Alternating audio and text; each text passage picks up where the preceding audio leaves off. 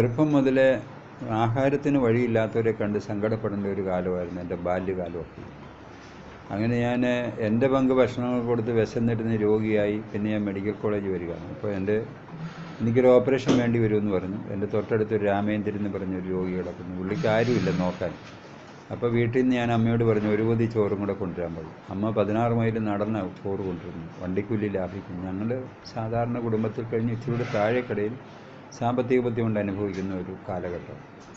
ഇന്ന് ഞാൻ രാമേന്ദ്രനോട് പറഞ്ഞു, രാമേന്ദ്രൻ അസുഖം മാറുകയാണ്, നമുക്ക് ഈ ആശുപത്രി വന്ന് പാവങ്ങളായ രോഗികളെ സഹായിച്ച് ജീവിക്കും. പക്ഷേ ഓപ്പറേഷൻ കഴിഞ്ഞ് രാമേന്ദ്രൻ മരിച്ചുപോയി. ഞാൻ സുഖമായി വീട്ടിൽ പോയി. കുറേ ദിവസം കഴിഞ്ഞ് ഞാൻ ആശുപത്രിയിൽ വന്ന് പാവങ്ങളായ രോഗികൾക്ക് കൊച്ചു കൊച്ചു സഹായങ്ങൾ ചെയ്യാൻ തുടങ്ങി. പിന്നെ എനിക്കവിടെ ജോലി കിട്ടി. 20ാമത്തെ വയസ്സിൽ 20 രൂപ ശമ്പളത്തിന്. ഇപ്പോൾ രാവിലെ 8 മണിക്ക് കയറി രാത്രി 11 മണി കഴിഞ്ഞേ ഞാൻ വീട്ടിൽ പോകുള്ളായിരുന്നു. അങ്ങനെ ഞാൻ വീട്ടിൽ നിന്ന് കൊണ്ടുവന്ന് ഇച്ചിരി ഭക്ഷണം കൊടുക്കാൻ തുടങ്ങി. നാട്ടുകാരോട് മേടിച്ച് കൊടുക്കാൻ തുടങ്ങി. മെഡിക്കൽ സ്റ്റുഡൻസിൻ്റെ ഹോസ്റ്റലിൽ നിന്ന് മേടിച്ച് കൊടുക്കാൻ തുടങ്ങി. അങ്ങനെ ഒരുപാട് പേരുടെ വീടാന്തോറും നടന്ന് ചോറും കറിയൊക്കെ മേടിച്ച് അങ്ങനെ 26 വർഷം കൊടുത്തു. ആർക്കും വേണ്ടാത്ത ഒരു ഗർഭിണി സ്ത്രീയെ കണ്ടു. അവരെ വഴി വെച്ച് പരിപാലിച്ചു. അവരുടെ കൊച്ചിനെ ഒരാൾ വളർത്താൻ ഏറ്റെടുത്തുകൊണ്ട് പോയി. അവർ ആശുപത്രി വിട്ടുപോയി.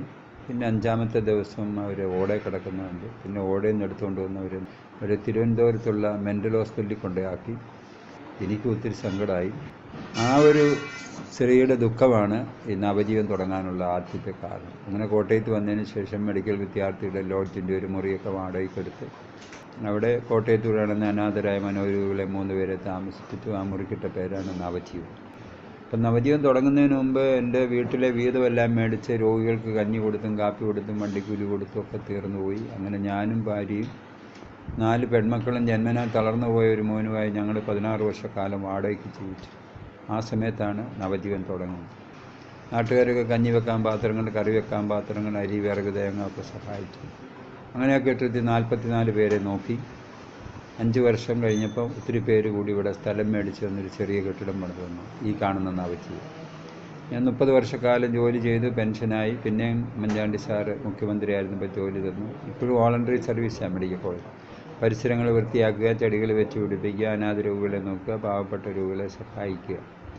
ഇപ്പം നമ്മൾ 5000-ലും പേർക്ക് ചോറും കറിയും ചൂടുവെള്ളവും മെഡിക്കൽ കോളേജ്, കുട്ടികളുടെ ആശുപത്രി, ജില്ലാ ആശുപത്രിയിലൊക്കെ കൊടുത്തുകൊണ്ടിരിക്കുന്നു. 1,00,000 രൂപ അതിന് ചിലവ് വരും. 47 ആളുകളുടെ ശ്രമദാനം വേണ്ടി വരും.